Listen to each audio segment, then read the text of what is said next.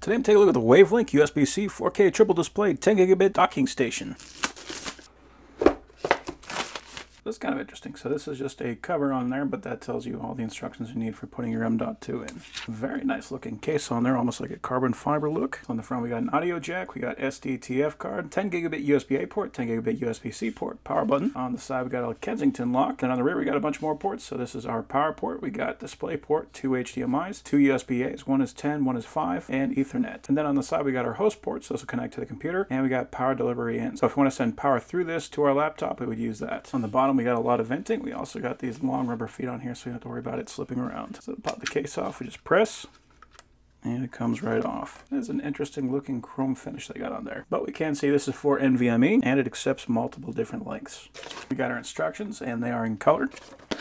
We got our power supply. It says it's good for 100 to 240 volts, so it's good for international or domestic. It outputs 2 amps at 20 volts.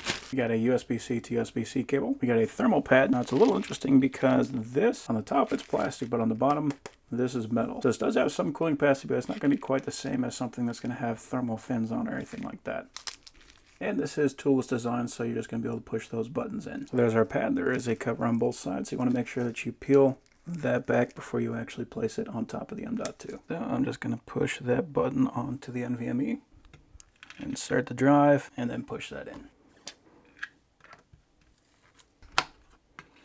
So I have my power supply plugged in my laptop. I'm going to unplug that and plug that into my power delivery port in the hub, and I will plug the USB-C to USB-C into my laptop. So right now it is not reading that it's charging the battery, so I believe I'm going to have to plug power into the dock in order to get that functionality. There we go. So it did pick that up, and it is reading the M.2 drive that is in there, and we can play those files. I'm going to do a speed test. Okay, so for the sequential 1MB 8 process 1 thread, we're looking at about 458 on the read, 464 on the write. Sequential 1MB 1 process 1 thread, we got 408, 401. Random 4K 32 process 1 thread, 152, 199. And for the worst case scenario, random 4K 1 process 1 thread, we got 32 and 59. So not blazingly fast speeds, but for a 5 gigabit per second, this is about what I would expect to see. They did want me to point out that they are going to be coming out with a 10 gigabit per second NVMe just like this very soon. I think for most tasks this is going to be perfectly fine, but if you want to, you can get that 10 gigabit per second and get that little bit of jump. So now I'm going to try an SD card. Okay, and it did pick that up right away. And it does appear that there is a fan inside of here. You can kind of hear it. It is not super loud, but it definitely does make a little bit of noise. But I actually like having that because that means I'm not going to have to worry about this thing overheating. And we'll do a speed test on that SD card.